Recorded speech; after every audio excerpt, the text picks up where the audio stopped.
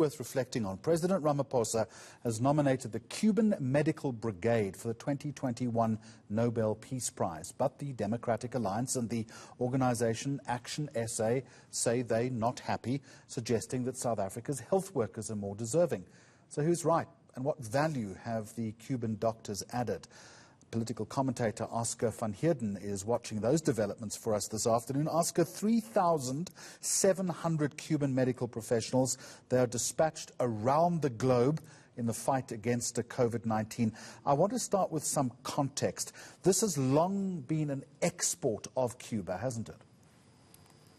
Absolutely. It started as far back as 1959, soon after the Cuban Revolution and Fidel Castro and co obtaining freedom for its people. So it's coming on from as far back as the 60s. Do they deserve the prize, the nomination, and the argument about local healthcare workers? Are they more deserving, do you think? I think, Jeremy, for me, I think that the DA and Action SA is missing a very critical point. It's not as if the South African government, I think, is trying to say that our frontline workers are not deserving. I think that the whole purpose of the Cuban Medical Brigade is an international solidarity that is being shown towards the developing world, Africa, ourselves, Asia and Latin America and so on. And so to return that gesture of gratefulness, it is a hand that is being extended in the sense of international solidarity. So I don't think it's about casting aspersions on our own team back home, but also, it's easy to say that our frontline workers should perhaps be nominated, but the truth is that they don't find themselves in a particular entity. It's different unions, it's different groupings, and so on and so forth. So I think that it's a bit disingenuous to compare the two. A little political expediency, perhaps? Absolutely. Absolutely. I think the DA and Action SA is trying to imply that the president and the ANC, because he's the president of the ANC, perhaps don't really care about the frontline workers and the sacrifices they've made throughout this pandemic. And I really think that is politically expedient. It's opportunists.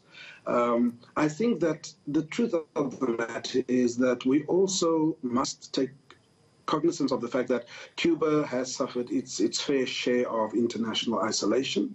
Coming from the Cold War, having been a partner of the former USSR, Russia, the Americans' very, very stringent isolation and sanctions on Cuba. And so they've always sort of been on the backwaters, whereas as South Africa, we've always had very cordial relations with Cuba throughout the anti-apartheid struggle. And I think that there is an element of the South African government perhaps saying that after such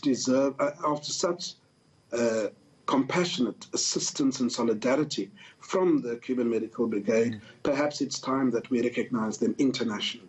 So some honest altruism there, but is there also perhaps a touch of strategic geopolitical dynamic in terms of reaching out to Cuba, or am I stretching it too far there?